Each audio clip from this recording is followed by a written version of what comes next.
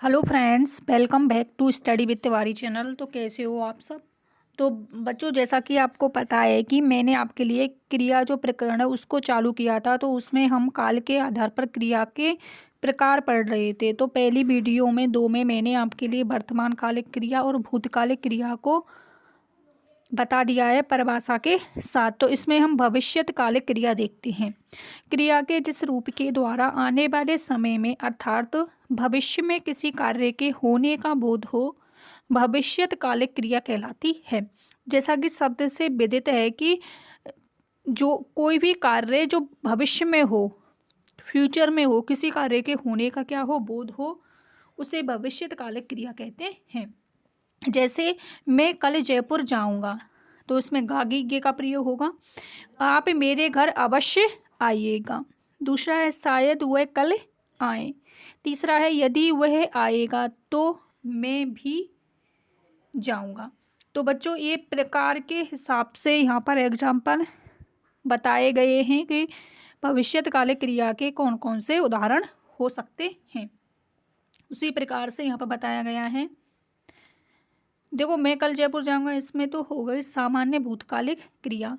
आप मेरे घर अवश्य आइएगा, तो इसमें हो गई आज्ञार्थक क्रिया। शायद वह कल आएगा, तो इसमें हो गई संभाव्य क्रिया।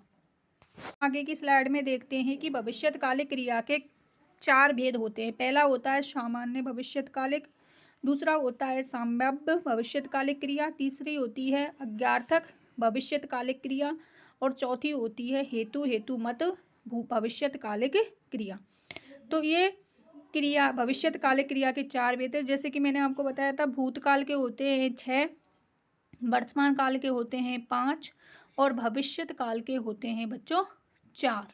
ओनली कितने होते हैं बच्चों? 4। तो इनको एक एक को फुल डिटेल से पढ़ते हैं, तो आप क्लास में लास्ट तक बने रहिए।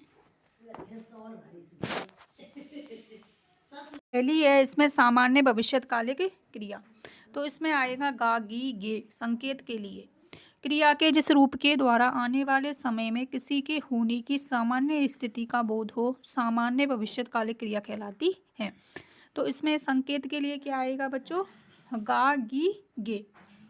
जैसे मैं जाऊंगा, तो गा आ गया इसमें और भूतकाल में जाएगा। वह आएगा, रमेश गाना गाएगा, रमेश क्या करेगा? गाना गाएगा। अगला है मनीषा उदयपुर जाएगी, मनीषा उदयपुर जाएगी। पिताजी पत्र लिखेंगे, तो बहुवचन में बनाएंगे इसको आदर के लिए। तो गा गी गे का प्रयोग होगा। तो आई होप आपको समझ आया होगा। क्रिया है उसको देखते हैं बच्चों। वो है संभाव्य भविष्यकालिक क्रिया। जैसा कि मैंने आपको बताया था कि एक होता है संदिग्ध, वो सिर्फ भूतकाल में आता है। संदिग्ध और भविष्यत वो आता है वर्तमान काल में, और संभाव्य ये आता है भविष्यत काल में। तो बच्चों, आज थोड़ा माइंड अपसेट है, तो आवाज़ ऐसे ही आएगी, आज दम नहीं है आवाज़ में। तो संभाव्य भविष्यकालिक क्रिया में क्या आएगा? शायद होगा इसमें, और उसके संकेत कोड होंगे ए ओ उ। क्रिया के जिस रूप के द्वारा आने वाले समय में किसी कार्य के होने की संभावना का बोध हो, संभाव्य भविष्यकालिक क्रिया कहलाती है। तो जैसा कि आपको वर्ड से विदित हो रहा होगा कि इसमें संभावना व्यक्त की जाएगी। जैसे शायद वह कल आए आ गया इसमें। हो सकता है कि मैं कल नहीं आऊं।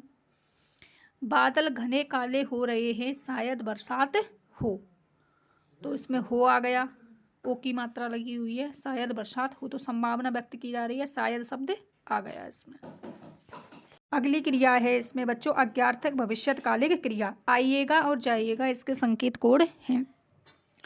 क्रिया के जिस रूप के द्वारा आने वाले समय में आज्ञा के अर्थ का बोध हो। जैसा कि शब्द को आप देख पा रहे हैं, इसमें दे रखा है आज्ञार्थक, आज्ञा प्लस अर्थक। जिसमें आज्ञा के अर्थ का बोध हो वो आज्ञार्थक भविष्यकालिक क्रिया कहलाती है। जैसे इसमें क्या दिया हुआ है बच्चों? आप मेरे घर अवश्य आइएगा, तो इसमें आइएगा और जाइएगा वर्ड मिलेंगे। आप मेरे घर अवश्य आइएगा। दूसरा है इसमें तुम भी जयपुर जरूर जाइएगा, तो आइएगा भविष्यत काल में होगा ये, और जाइएगा ऑर्डर दिया जा रहा है इसमें। आप मेरे घर अवश्य आइएगा ऑर्डर है एक तरह से, उसको बोला जा रहा है, आज्ञा दी जा रही है। तुम भी जयपुर जरूर आइएगा, इसमें भी आज्ञा दी जा रही है, बोला जा रहा है कि तुम भी जयपुर जरूर आइएगा। तो आई होप बच्चों आपको अच्छे से समझ आ रहा है। फिर भी कोई डाउट हो तो आप कमेंट बॉक्स में मुझसे पूछ सकते हो।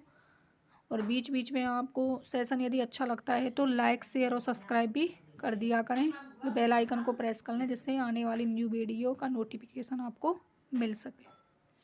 अगली देखते हैं इसमें बच्चों हेतु मत भविष्यत काले के क्रिया, जिसमें शर्त वाची होगी, कंडीशन दी जाएगी आपको, यदि और तो से वाक्य जुड़ा होगा। क्रिया के जिस रूप के द्वारा आने वाले समय में एक कार्य दूसरे कार्य पर निर्भर हो, हेतु मत भविष्यत कालिक क्रिया कहलाती है।